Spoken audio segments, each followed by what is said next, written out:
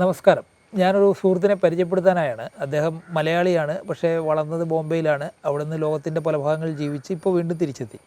അപ്പോൾ പൊതുവെ പുറത്ത് പോയി വരുന്ന ആളുകൾ പലരും നമ്മുടെ കേരളത്തിൽ വന്നു കഴിയുമ്പോൾ അവർ വീട് ഒരു യൂറോപ്യൻ മാതൃകയിലൊക്കെ ആക്കാൻ, യൂറോപ്യൻ അല്ല വിദേശ മാതൃകയിൽ ആക്കുക എന്നുള്ളൊരു ധാരണയിലാവണം. പലപ്പോഴും ഈ വീടിൻ്റെ അകത്ത് വീഴുന്ന ഓരോ തുള്ളി വെള്ളവും മണ്ണിലേക്ക് ഇറങ്ങാതെ ചുറ്റും ടൈലിട്ട് അത് വളരെ ക്ലീൻ ഒരു എൻവയോൺമെൻറ്റ് എന്നുള്ള രീതിയിലാണ് സൂക്ഷിക്കുന്നത്. പക്ഷേ യൂറോപ്പിലൊക്കെ ആളുകൾ തിരിച്ച് പെർമാകൾച്ചറിലേക്ക് പോയിക്കൊണ്ടിരിക്കുകയാണ്. ജപ്പാനിൽ മിയാവാക്കിയിലേക്ക് പോയി ലോകം മുഴുവൻ മിയാവാക്കി എത്തിച്ചു. പിന്നെ അങ്ങനെ പലയിടത്തും പലതരത്തിലും പ്രകൃതിക്ക് അനുകൂലമായ ഒരു നിലപാട് എടുക്കണം എന്ന് ആളുകൾ ചിന്തിച്ചുകൊണ്ടിരിക്കുകയാണ്. പക്ഷേ എന്തുകൊണ്ടോ നമ്മുടെ ആളുകൾ അതിലേക്ക് അത്ര പെട്ടെന്ന് ഇറങ്ങുന്നില്ല. അത്ര പൈസ നമ്മളതിനായിട്ട് മുടക്കണോ എന്നൊക്കെയുള്ള അതാണ്. അപ്പോൾ ഇവിടെ വ്യത്യസ്തമായിട്ട് മാറി ചിന്തിക്കുന്ന ഒരു ആഗോള മലയാളിയെ പരിചയപ്പെടുത്താൻ വേണ്ടിയാണ്. അദ്ദേഹത്തിൻ്റെ പേര് രവി മേനോൻ. ഇവിടെ ചെറായിലാണ് താമസിക്കുന്നത്. അപ്പോൾ ബാക്കി കാര്യങ്ങൾ അദ്ദേഹം തന്നെ പറയും. എങ്ങനെ അദ്ദേഹം ഇതിലേക്ക് വന്നെന്നുള്ളതും അദ്ദേഹത്തിന് ഇതിൽ താല്പര്യം ഉണ്ടായതും എങ്ങനെയാണെന്നും ഒക്കെയുള്ള കാര്യങ്ങൾ അദ്ദേഹം തന്നെ പറയും. ശരിക്കും പറഞ്ഞാൽ വൈപ്പിൻ എന്ന് പറഞ്ഞാൽ പെരുമ്പള്ളി എന്ന് പറഞ്ഞ സ്ഥലത്താണ്. ഇവിടെ എൻ്റെ തറവാടാണ്. ഇതൊരു പഴയ ഒരു തറവാടാണ്. ഞാനിവിടെ വിദേശത്ത് വന്നപ്പോൾ ഞാൻ കാണുന്നത് ഈ നാച്ചുറലായിട്ട് അതിൻ്റെ ബ്യൂട്ടി, കുളവും കിണറും പിന്നെ പല മരങ്ങളും. എൻ്റെ മെയിൻ ഐഡിയ എന്ന് പറഞ്ഞു കഴിഞ്ഞാൽ ഇത് കണ്ടിട്ട് I wanted to maintain or the whole structure of the land with the same essential elements. അപ്പോൾ ഞാൻ വിദേശത്തെന്ന് പറഞ്ഞു കഴിഞ്ഞാൽ അവരെല്ലാം ഇപ്പോൾ പെർമാകൾച്ചറും പല old techniques of cultivation, processing ഇതെല്ലാം നടത്തിക്കൊണ്ടിരിക്കുന്നതാണ്. അപ്പോൾ അവിടെ നിന്നാണ് ഞാൻ ഈ പെർമാകൾച്ചർ എന്ന് പറഞ്ഞ സംഗതി പഠിച്ചത്. പിന്നെ മിയവാക്കിയും കുറേയൊക്കെ ജപ്പാനും സിംഗപ്പൂരിലൊക്കെ ഇപ്പോൾ റിലവലൻ്റാണ്. അപ്പോൾ ആദ്യം നിന്ന് കുറേ കാര്യങ്ങൾ അങ്ങനെ പഠിച്ചു. പിന്നെ ഈ ബാംബു, പ്രൈമറിലി ബാംബു, ഇവിടെ കുറേ ബാംബൂസ് കാണും. പൊതുവെ നമ്മുടെ നാട്ടിലിങ്ങനെ ബാംബു ആരും പിടിപ്പിക്കാറില്ല. അപ്പോൾ ഇത് എനിക്ക് ഈ മെയിൻ ഇൻഫ്ലുവൻസ് കിട്ടിയത് സിംഗപ്പൂരും ജപ്പാനിൽ നിന്നാണ്. അവിടെ ഈ ഈവൻ ചൈനീസ് കൾച്ചർ, അവിടെ bamboos are very important part of their culture. ഇവിടെ നമുക്കിപ്പോൾ ഒരു 10-30 തരം മുളയുണ്ട്. ഇതെല്ലാം കൊണ്ടുവച്ച് കൊടുക്കും. അതെ. താങ്കൾ വരുന്ന സമയത്ത് ഒന്നുമില്ല. പിന്നെ എല്ലാ നക്ഷത്രവനങ്ങളും ഇവിടെ ഉണ്ട്. ഇപ്പം പൊതുവെ നമ്മൾ ഒരു അമ്പലത്തിൽ പോയിട്ട് നമ്മുടെ നാളും പേരും പറഞ്ഞിട്ടാണ് നമ്മുടെ ഇതൊക്കെ ചെയ്യണത്. ആക്ച്വലി ആൾക്കാർ അവരുടെ സ്വന്തം മരം നക്ഷത്രമാണ് വീട്ടിൽ പിടിപ്പിച്ചാൽ അത് നന്നായിരിക്കും. അല്ല, ഞാൻ കണ്ട ഒരു വ്യത്യാസം സാധാരണത്തിൽ ഇപ്പോൾ ഈ മുറ്റത്തൊക്കെ എല്ലാവരും അത് ടൈലിട്ട് അങ്ങനെ ആക്കി. താങ്കളിപ്പോൾ അത് ഇങ്ങനെ തന്നെ നിർത്തി. ഇതിങ്ങനെ ചെയ്യാൻ എന്താ കാര്യം? ഇതിൻ്റെ മെയിൻ ഐഡിയ എന്ന് പറഞ്ഞാൽ നമ്മൾ ഈ ട്രീസിൻ്റെ ഒരു ബയോഷേഡ് ഉണ്ടാക്കും. അപ്പോൾ ബയോഷേഡ് ഉണ്ടാക്കുമ്പോൾ എന്താവണമെന്ന് പറഞ്ഞു കഴിഞ്ഞാൽ ഈ സൺ ലൈറ്റ് ഭൂമിയിലേക്ക് അത്ര വരില്ല. അപ്പോൾ ഈ കുറ്റിച്ചെടികളും സ്hrubs അധികം പിടിക്കില്ല. അതാണ് മെയിൻ ഐഡിയ. ഇങ്ങനെ ഒരു നമ്മൾ നാച്ചുറൽ ബയോഷേഡ് ഉണ്ടാക്കുന്നത്. പിന്നെ പൊതുവേ നമുക്ക് ഈ ലേബർ കോസ്റ്റ് കുറയും. ഇവിടെ നമ്മുടെ നാട്ടിൽ പൊതുവെ ലേബർ കിട്ടാൻ ബുദ്ധിമുട്ടാണ്. അപ്പോൾ അതായത് main idea cut down on the labour cost.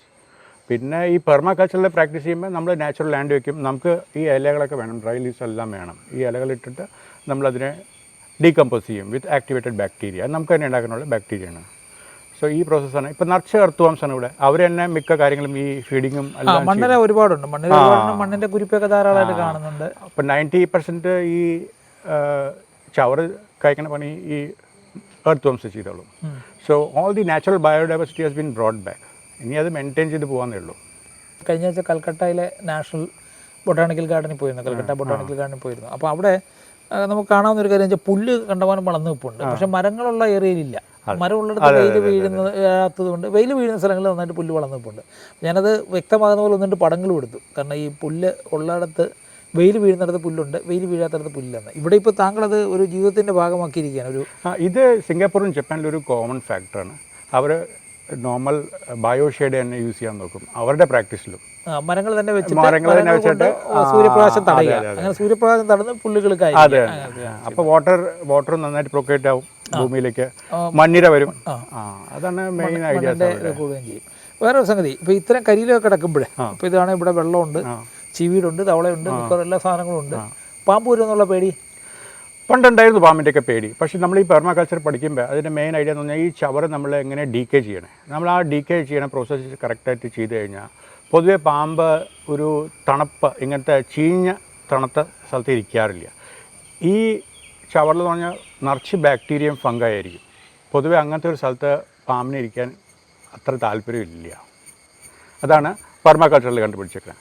അപ്പോൾ പൊതുവേ ഡ്രൈ ലീവ്സിലാണ് ഈ പാമ്പോടെ ഇരിക്കുന്നത്. അപ്പോൾ നമ്മളത് കൾച്ചർ ചെയ്തിട്ട് അതിൽ ബാക്ടീരിയയും ഫംഗൈ ഇട്ട് കഴിഞ്ഞ് കഴിഞ്ഞാൽ അതിൽ അവർ ഇരിക്കാറില്ല. അതാണ് താങ്കൾ നനവുള്ള സ്ഥലങ്ങളിൽ ചവറിൽ പാമ്പ് കാണില്ല എന്നുള്ളതാണ് പെർമാകൾച്ചറിന്റെ പാഠം. അതിൻ്റെ ഉള്ളിൽ ഫംഗൈ ഉണ്ടാവും, ബാക്ടീരിയ ഉണ്ടാവും, ആക്റ്റീവ് ബാക്ടീരിയ. അതിന് ഈ ഒരു പാമ്പിനും ഇഷ്ടമല്ല അങ്ങനത്തെ സ്ഥലത്തിരിക്കുക. അതാണ്. അപ്പോൾ അതുകൊണ്ട് അങ്ങനെയുള്ള സ്ഥലങ്ങളിൽ പാമ്പ് വരില്ല. അപ്പോൾ ഇവിടെ അങ്ങനെ ഒരു പ്രശ്നം മൊത്തം ഒരു ചേര ഇഷ്ടംമാതിരി ഉണ്ട്. ചേര ഇപ്പോൾ ഇഷ്ടംമാതിരി ഉണ്ട്. അതാണ് മെയിനായിട്ട് ഓടി നടക്കുന്നത്. മറ്റു ജീവികൾ കീരിയൊക്കെ വരുന്നുണ്ട്. കീരി ഇഷ്ടംമാതിരി ഉണ്ട്, മരപ്പെട്ടി ഉണ്ട്, പിന്നെ പലതരം റയർ ഔൾസ് വരാറുണ്ട്, പിന്നെ പലതരം ബയോഡൈവേഴ്സിറ്റി പക്ഷികളുടെ ശബ്ദം ഒരുപാട് നിറച്ച് പക്ഷികളുണ്ട്. അപ്പോൾ പല റയർ സ്പീഷീസ് പക്ഷികൾ ഇവിടെ വരാറുണ്ട്. അങ്ങനെ കുറേ പക്ഷികളുടെ ഒച്ച കേൾക്കാൻ കാത്തിട്ട് കഴിഞ്ഞാൽ വെരി ബ്യൂട്ടിഫുൾ സൗണ്ട്സ്. സാധാരണ നമ്മൾ കുറേ നാൾ ഈ ഓഫീസുകളിലൊക്കെ ഇരുന്ന് കഴിഞ്ഞാൽ പിന്നെ പുറത്തിറങ്ങിയിട്ട് ഇതുപോലെ മണ്ണിൽ അല്ലെങ്കിൽ ഇതുപോലെ ഈ ചവറിൻ്റെ ഒക്കെ ഇടയ്ക്ക് ഇരിക്കുമ്പോൾ നമുക്ക് ഒരു അസ്വസ്ഥത വരുന്ന ആളുണ്ട്. താങ്കൾക്ക് ആ ഒരു അസ്വസ്ഥത? ഇല്ല, ഞാനിത് എൻജോയ് ചെയ്യുന്ന ആളാണ്. എനിക്ക് ഇങ്ങനത്തെ ഒരു ലൈഫ് സ്റ്റൈലിൽ ഇഷ്ടമായിരുന്നു. I have lived in a very active city, metropolis city, fully city, സിംഗപ്പൂറും ജപ്പാൻ പോലെയൊക്കെ ആയിരുന്നു. അപ്പോൾ അവിടെയൊക്കെ പൊതുവെ ഒരു സിറ്റി കൾച്ചറാണ്. അപ്പോൾ അത് വിട്ടിട്ട് ഇങ്ങനെ വരുമ്പോൾ you feel more relaxed, you feel more with nature, more with your self. ആസ്വദിച്ച് അങ്ങനെ തന്നെ അത് നിലനിർത്തിക്കൊണ്ട് പോകാനും അത്രേ ഉള്ളൂ. അപ്പോൾ അദ്ദേഹത്തിന് മലയാള ഭാഷ അത്ര വഴങ്ങാത്തത് കൊണ്ട് ഞാനതൊന്ന് ചുരുക്കി പറയാം. അദ്ദേഹം പറഞ്ഞ കാര്യങ്ങൾ മലയാളത്തിൽ ഒന്നുകൂടെ ആവർത്തിക്കാം. അദ്ദേഹം 44 വർഷം കേരളത്തിന് പുറത്ത് ജീവിച്ചയാളാണ്. കേരളത്തിൽ ജനിച്ചു, അതിനുശേഷം 22 വർഷത്തോളം കേരളത്തിന് പുറത്ത് ബോംബെ പോലുള്ള സ്ഥലങ്ങളിൽ ജീവിച്ചു. അതിനുശേഷം ഇന്ത്യക്ക് പുറത്ത് 22 വർഷവും ജീവിച്ചു. അങ്ങനെ 44 വർഷം വലിയ നഗരങ്ങളിൽ ജീവിച്ച ശേഷം തിരിച്ചിവിടെ വന്ന ആളാണ്. ഇവിടെ വരുന്നതിന് മുമ്പ് അദ്ദേഹം പെർമാകൾച്ചറിനെ കുറിച്ച്, പെർമാകൾച്ചർ യൂറോപ്പിലാണ് ഏറ്റവും കൂടുതൽ പ്രചാരത്തിലുള്ളത്. പെർമാകൾച്ചറിനെ കുറിച്ച് വ്യക്തമായ ഒരു ധാരണ ഉണ്ടാക്കിയിരുന്നു, അത് പഠിച്ചിരുന്നു. പിന്നെ ജപ്പാനിൽ നിന്നും സിംഗപ്പൂരിൽ നിന്നും മുളകൾ വെച്ച് പിടിപ്പിക്കുന്ന ഒരു രീതി, മിയാവാക്കി രീതി, ഇങ്ങനെ പലതും പഠിച്ചാണ് അദ്ദേഹം ഇവിടെ വന്ന ശേഷം അതിവിടെ പ്രയോഗിക്കുവാൻ തീരുമാനിച്ചു. അതിലേറ്റവും പ്രധാനം ഈ മുറ്റത്ത് പുല്ല് വളരാതിരിക്കാൻ നമ്മൾ ടൈലിടുന്ന മാതൃകയ്ക്ക് പകരം അദ്ദേഹം ചെയ്തത് പുല്ല് ഒട്ടും വളരാതിരിക്കാൻ ബയോഷേഡ്, അതായത് മരങ്ങളുടെ ഷെയ്ഡ് ഉണ്ടാക്കുകയും ആ മരത്തിൻ്റെ ഷെയ്ഡിൻ്റെ ചുവട്ടിൽ പുല്ല് വളരാതെ മുറ്റത്തിനെ നിലനിർത്തിക്കൊണ്ട് പോവുകയാണ്. അതുപോലെ ചപ്പ് ചുവടുകളിൽ പാമ്പ് വരുമെന്നുള്ള പേടി പലർക്കും ഉണ്ട്. അദ്ദേഹം പറയുന്നത് പെർമാകൾച്ചറിൻ്റെ ഒരു അടിസ്ഥാന പാഠം, നമ്മൾ ഈ ചപ്പ് ചവറുകൾ കൂട്ടിയിട്ടിട്ട് അതിൽ നനവുണ്ടെങ്കിൽ, അതുപോലെ ഫംഗസും ബാക്ടീരിയ ഉണ്ടെങ്കിൽ പാമ്പ് അതിൽ വരില്ല.